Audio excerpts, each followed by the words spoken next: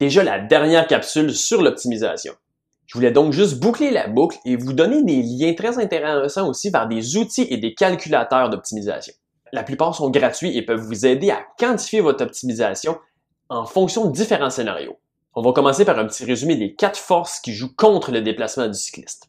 En premier, on a parlé de la perte mécanique. On voit qu'il y a des gains à faire, mais on voit aussi que l'incidence des roulements sur la performance est beaucoup moins grande que ce que les gens s'imaginent. Le plus important à retenir, c'est que c'est surtout dans la chaîne que ça se joue. Une chaîne propre avec un bon lubrifiant, c'est un investissement qui est non seulement performant, mais aussi payant. Ensuite, c'est la résistance au roulement des pneus. Celle-là, c'est énorme comme potentiel gain pour l'investissement requis. Une bonne paire de pneus, ça fait une immense différence par rapport à un pneu qui va avoir une carcasse rigide ou va être de piètre qualité. Aussi, thumbs up pour les pneus tubeless. Puis si vous avez des pneus à chambre à air, des chambres à air au latex, c'est probablement un des items les moins coûteux qui va vous donner un aussi grand gain en performance. Et sans oublier la chose probablement la plus importante que la majorité des gens ne portent pas assez attention, c'est d'avoir la bonne pression d'air. Ça, c'est 100% gratuit. Donc, allez gonfler, ou comme la majorité des gens plutôt, dégonfler vos pneus à la pression optimale. Après ça, c'est la force gravitationnelle. Oui, un poids plus léger a un impact sur la performance, surtout en grimpe.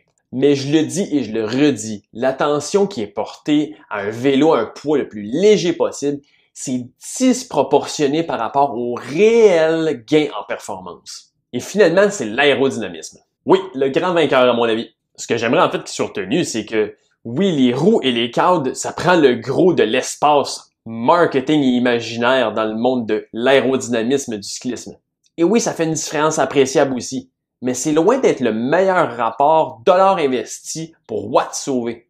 Tout ce qui est porté sur le cycliste comme des vêtements, un casque, va faire aussi une très grosse différence à un coût beaucoup moindre. Côté roues, on a aussi vu que prioriser l'aérodynamisme, c'est un meilleur choix pour la presque totalité des amateurs par rapport à une jambe qui va être super légère. Aussi, c'est le corps qui représente le plus gros obstacle à l'écoulement d'air. Donc, une position qui va être aérodynamique, c'est énorme comme potentiel gain. Dans ce cas, un bon positionnement avec un spécialiste, du yoga et un petit peu de musculation pour être capable de maintenir cette position-là, c'est probablement un des meilleurs investissements. Maintenant, je vais vous donner quelques liens si vous souhaitez analyser votre optimisation et en faire la modélisation. Pour la pression des pneus, j'ai déjà mentionné le calculateur Pro sur le site web de Silca, qui est à mon avis de loin le meilleur calculateur de pression des pneus disponible présentement. La personne derrière ça, c'est vraiment une référence mondiale. Si vous voulez quantifier votre aire de surface frontale, l'outil de Motion i6 vous permet avec une caméra vidéo web d'avoir une approximation, dans le fond, de votre aire de surface frontale et des changements que ça peut apporter. Si vous voulez comprendre et décortiquer combien de watts sont perdus dans les différentes résistances, je vous conseille le calculateur sur le site web de Steve Gribble.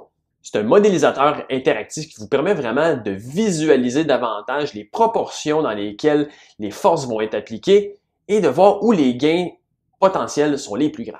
Si vous avez un capteur de puissance et vous voulez analyser votre coefficient d'aérodynamisme sans être obligé d'aller dans un wind tunnel, la fonction Aerolab du logiciel gratuit Golden Cheetah peut vous donner de très bonnes réponses. C'est basé sur la méthode d'élévation virtuelle du Dr. Robert Chang. Si vous respectez les règles de protocole, c'est assez étonnant comment c'est précis. Si vous voulez pousser encore davantage l'analyse, il existe des technologies comme ceci. Si on le connecte à un capteur de puissance, ça permet d'avoir une lecture assez précise du coefficient d'aérodynamisme. C'est tout pour cette série spéciale sur l'optimisation. J'espère que ça vous a éclairé sur la science derrière le déplacement du cycliste. Mais c'est pas la fin du coin du geek pour autant. On se revoit bientôt pour des capsules sur le positionnement, des capsules scientifiques et des tests et expérimentations extérieures. Entre-temps, n'hésitez pas à laisser vos questions et vos commentaires. Si vous avez besoin de positionnement ou aimeriez avoir davantage de contenu geek, n'hésitez pas à aimer ma page Facebook. On se voit la semaine prochaine.